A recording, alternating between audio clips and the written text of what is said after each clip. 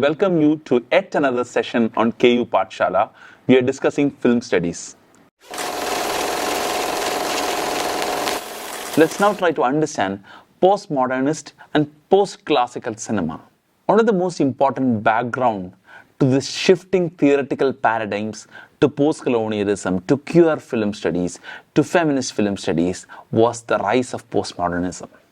So now we're going to discuss about post-modern cinema and post-classicist cinema.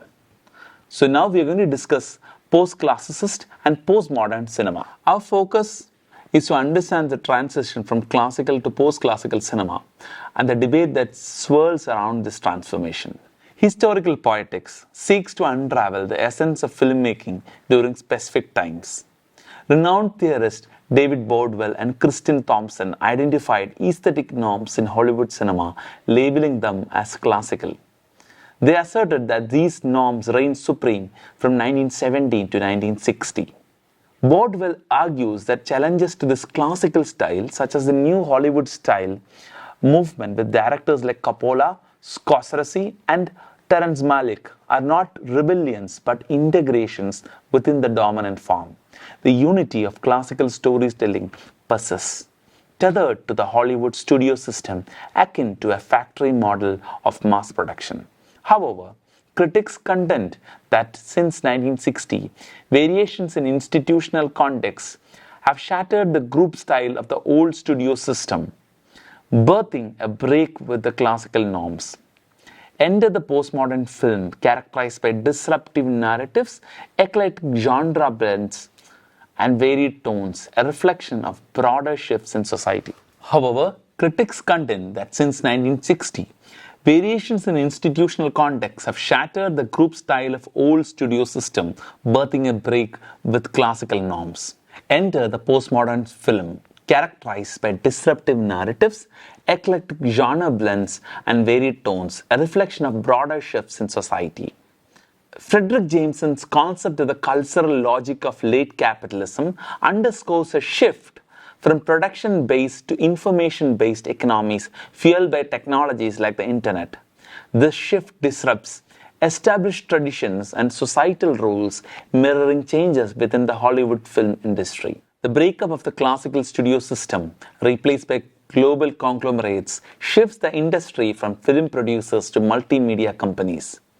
If historical poetics suggests a link between style and institution, this breakup is likely to impact film style, giving rise to the postmodern film. Henry Jenkins, challenging Bordwell's analysis, acknowledges extensive experimentation and disruption post-1960s, asserting that the break with classical film styles, though swiftly integrated, changed the dominant form. Jenkins introduces the term post-classical film to stress the link to the previous classical style. Unlike some postmodern analysis, Jenkins refrains from evaluative judgments. He ascertains that identifying the changing film styles requires analyzing the interconnectedness of the film, audience, institution, and filmmaker, understanding how wider contexts shape this evolution. Thus, the transition from classical to post-classical film styles is a complex interplay of experimentation, disruption, absorption of new stylistic elements. One of the vibrant intersections of postmodernism is the feminist film theory one of the vibrant intersection of postmodernism is the feminist film theory and queer film theory. Postmodernism has left an indelible mark on feminist film theory, ushering in a paradigm shift in how gender is explored in film studies. The once unified identity of male and female spectators have given rise to a postmodern concept of multiple fluid identities.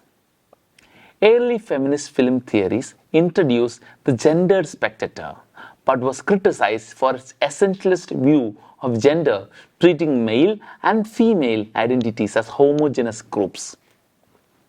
Postmodernism challenges this rigidity. inviting us to see gender as a fluid construct influenced by various factors like race, caste, ethnicity, age, and sexuality. Annette Kuhn's concept of micro-narratives and micro-histories of the fragmented female spectator emerged as a response to the limitations of essentialist views, promoting a more nuanced understanding of individual experiences rather than totalizing perspective. Judith Butler, a pioneering figure in gender studies. Butler's assertion that gender is not a natural but constructed identity challenges societal norms. She argues that society's understanding of biological differences has influenced how individuals are categorized as male or female gender. Butler's idea lay groundwork for queer theory, a term that has been reclaimed from its derogatory origins. In film theory and culture studies, queer doesn't merely refer to gay identities, but questions narrow definitions of sexuality and gender. It challenges the heteronormative status quo. Queer theory extends beyond traditional LGBTQI plus categories, embracing anyone who doesn't conform to mainstream heterosexual norms. It aligns closely with feminist theory and gender studies, exploring non-normative, non-binary expressions of gender and sexuality. A fundamental tenet of queer theory is the rejection of essentialistic theories of identity based on binary oppositions.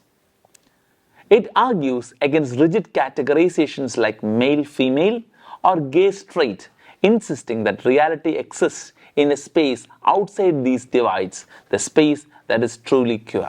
Just like postmodernism itself, queer theory encompasses a diverse range of cultural practices, theoretical approaches, and behaviors. In film, this intersection becomes particularly noteworthy, with queer directors such as Todd Haynes, Gus Van Sant, breaking down barriers between filmmaking, activism, and theory.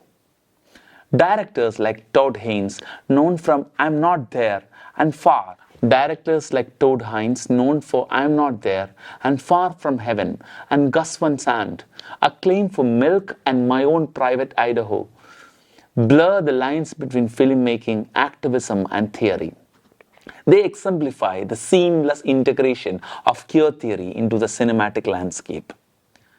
Queer cinema seamlessly aligns with postmodern style. It is characterized by an eclectic mix of artistic experimentation, melodramatic excess, and a borrowing of styles from different genres and film history. From the Hollywood mainstream to independent filmmaking, queer cinema embraces diverse production and audience context. Films like Brokeback Mountain and I Love Philip Morris have been identified as queer for their subversion or queering of genres, ranging from western to romantic comedy and crime film. Tim Burton's collaboration with Johnny Depp are also considered queer due to themes of alienation and sympathy for non-conformist characters. A queer film may not explicitly explore gay themes, but can accumulate queer readings. Alexander Doughty, influential in queer theory, introduces the concept of queer space and applies to films like Sylvia Scarlett, 1935, arguing that audience responses can create queer moments transcending simple categorizations of gay or straight. Queer theory emphasizes audience response, shifting the focus from analyzing the film to finding meaning in the audience. Rejecting the idea of a homogeneous spectator, queer theory views the audience as a diverse individual with fragmented, contradictory identities. Each spectator can interpret a film differently, leading to a fluid and ever-changing meaning. As we celebrate the rich history of queer cinema, let's embrace the power of diverse identities in film. The audience's fragmented experiences contribute to the ever-evolving meanings of these cinematic works. Thank you.